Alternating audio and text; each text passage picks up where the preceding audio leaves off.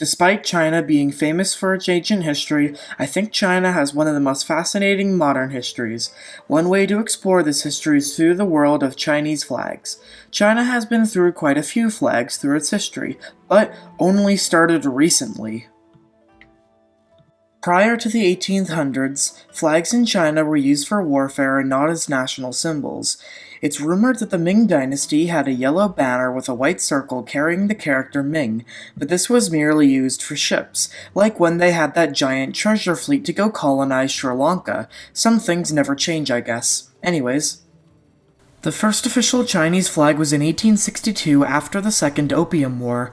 In that war, cases of friendly fire were common as civilian Chinese ships and naval ships looked the same. The British urged the Chinese to adopt a national flag to help with this. They proposed to the emperor adopting a square yellow flag, bearing a dragon, but it was changed to a triangle to avoid confusion with the Chinese military flags. So, this triangle flag was adopted as the national flag of the Qing dynasty, with the yellow standing for royalty, the dragon being an important part of Chinese culture, and the red pearl standing for a three-legged crow. I've actually got this flag on my wall. In 1881, Li Hongzhang asked the imperial court to change it to a rectangle, as a triangle was thought impractical. Empress Dowager Cixi chose to change it to a rectangle instead of some of the other designs that were proposed. Thus, the famous yellow dragon flag came into existence. In 1911, an uprising against the Qing in the city of Wuchang turned into the Xinhai Revolution, with the revolutionaries adopting an Iron Blood 18-star flag, as they called it, a flag with a red background, and a star with 18 points and 18 yellow stars, standing for the 18 provinces of Han China. Eventually, the Qing was overthrown, ending the Qing dynasty.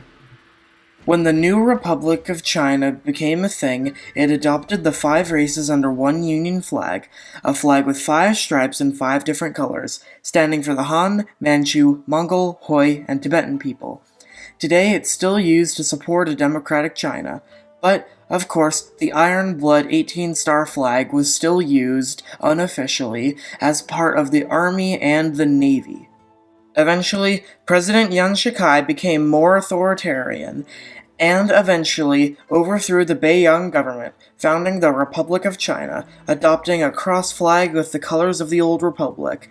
But 84 days later, the empire was again overthrown by the Republic Army, thus starting the warlord era, where different generals controlled different areas of China basically as their own countries.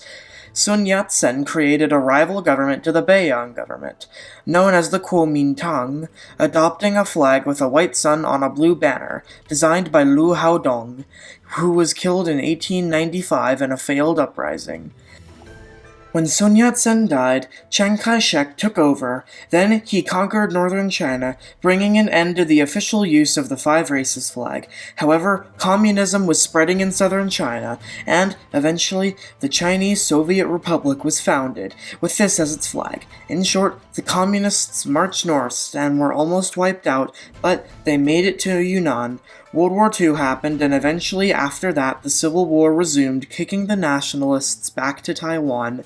Then Mao Zedong proclaimed the People's Republic of China, the red background for communism, the stars representing the classes of China, the big star standing for the Communist Party of China, and the yellow standing for the Chinese race. Yes, I'm not making that up.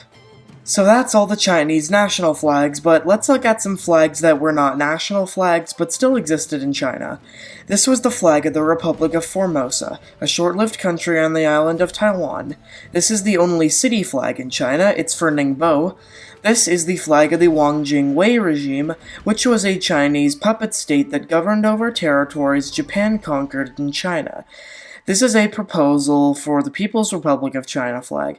As Alternate History Hub said, I think China should have chose this flag in 1949, only because it looks like something that would represent a totalitarian state a billion strong. It kinda looks like the flag of Pan Am. This is the flag of Tibet, and is still the flag of the Tibetan government in exile. This is the flag of East Turkestan, and is still the flag of its government in exile. This is the flag of the Inner Mongolian separatist movement, and this is the flag of Manchukuo, a country that existed in Manchuria after the Japanese invasion of Manchuria. Run by the last emperor of China, it surrendered after the invasion by the Soviets. This flag is based off the old Republic of China flag, but with an emphasis on the yellow. I might make a full video on Manchukuo's history in the future, not the alternate history video I made. And, lastly, these are the flags of Hong Kong and Macau, designed after the handover. But those are for another video. And there you have it, a history of Chinese flags. There's a lot I will cover in my upcoming series, The Chinese Revolution, so stay tuned for that. But for now, this was a quick look at the flags of China. So, when will China change its flag next? When will Manchukuo be more talked about? And when will the old Chinese flag not be confused with a trans flag? That's a very good question.